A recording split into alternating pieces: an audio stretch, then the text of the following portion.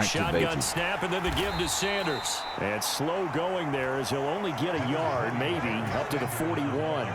So trouble already here on their opening drive. This is 3rd and 9. Favre. And oh, that nearly an opening drive INT, but it does fall incomplete. Not the way he wanted to start this ball game as it brings up 4th down. Wishnowski on to punt as he sends this one away. 37 yards on the punt with no return. And the AFC will take over 1st and 10. So, Charles, as mentioned, we've got another Coach Madden over here on the AFC sideline. Of course, his Raiders, members of the AFC West. So this is a conference he battled in for his entire career. And you think about the landscape of the NFL as he was getting into the back half of his tenure. It was a golden era for coaches. You had Don Shula, Tom Landry, Chuck Noll, Bud Grant. But it was John Madden who had the best winning percentage of them all, CD. 759, the best ever. Brandon, it's hard to believe he could be so successful in a conference with all those great teams. The Steelers won 4 Super Bowls. The Dolphins won 2 and were a mainstay in the playoffs. The Colts were tough. The Broncos came on late and went to a Super Bowl themselves. But against Hall of Fame coaches, John Madden's record, 36, 16, and 2. That's pretty incredible. That's when a runner is struggling to find a lane, often an impossible task. Regardless of the outcome on the scoreboard, that will be one of this game's biggest stops. So as we mentioned at the top, let's take you through the life of John Madden. And, you know, it's very fitting that we're here back in the Bay Area, not just because John's so associated with Raider football, but also because this is where he spent his formative years. Yeah, he grew up over in Daly City with his buddy John Robinson, who would also become an NFL head coach. He played his high school ball at Jefferson High, eventually wound up playing tackle at the University of Oregon and later Cal Poly San Luis Obispo. Played well enough that in 1958, he was a 21st round draft pick of the Philadelphia Eagles. That's right, they drafted 30 rounds then.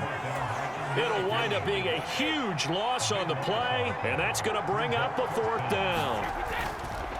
They'll run for it. This is Allen. And this is going to come up well short as they stop him on 4th down. Boy, a real head-scratcher there. And it'll be a turnover on downs.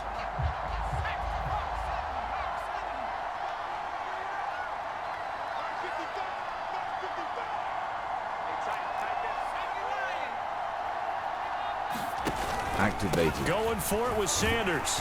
And this doesn't end well at all as they stop him far behind the line to gain. The AFC making their way out, and it's one of Coach's favorites, another local guy, Tom Brady, who will be at the controls. And boy, Coach always admired the way number 12 could run an offense, and especially his ability to stay calm under pressure. Tom Brady is a guy who's always looking downfield. He never looks at the rush. He hangs in the pocket, and he makes a throw. He's a cool guy. He's a tough guy. Let me tell you, there's no one calmer in the pocket than Tom Brady. And I know that Coach has a great appreciation for Tom Brady, who turned 45 back on August 3rd, because Coach coached a guy like him in George Blanda, who played a long time in the NFL. In this game, it features legends and active players. Most of the time, it's those guys up front so eager to get off on the snap. They do it, but in this case, you're exactly right. Second level, probably because they moved up to the first level, and that hurts them. And he'll be brought down at the 50 after a gain of about 5. They still need about the length of the football here, maybe a little less as they come up on 2nd and inches. From the midfield stripe, they'll look to throw. Dancing to his left. And they're going to get this to about the 44-yard line. So as we mentioned at the top, let's take you through the life of John Madden. And, you know, it's very fitting that we're here back in the Bay Area. Not just because now Jones is hit. He lost the football. And that's picked up by the AFC. So now our referee looking at the sideline saying, are you sure? But yes, this defense has starting field position and 3 timeouts as well in their pocket. No reason not to try and put a late scoring drive together. Activated. And a big loss here as he's taken down. Lorenzo Carter. He's the one who runs him down, and my goodness, that is just a disastrous loss for this offense.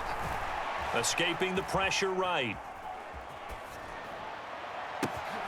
He'll find Paris Campbell. That's complete. A big gain there after going backwards, and that'll lead to a third down. We're backed up here. Tough spot, needing 11 yards to pick up the first. You sure you're ready for the third quarter? Need to use a bathroom or anything? All right, cool. Let's go. Fields it right around the goal line. And no alley to be found. The coverage was solid, and he's dropped at the 18.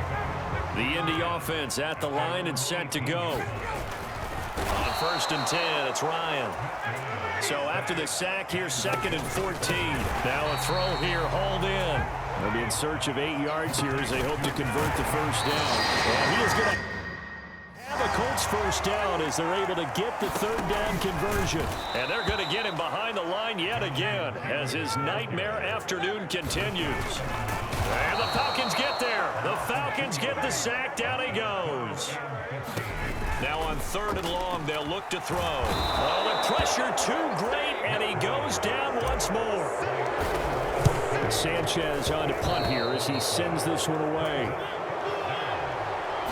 Running the counter, Patterson.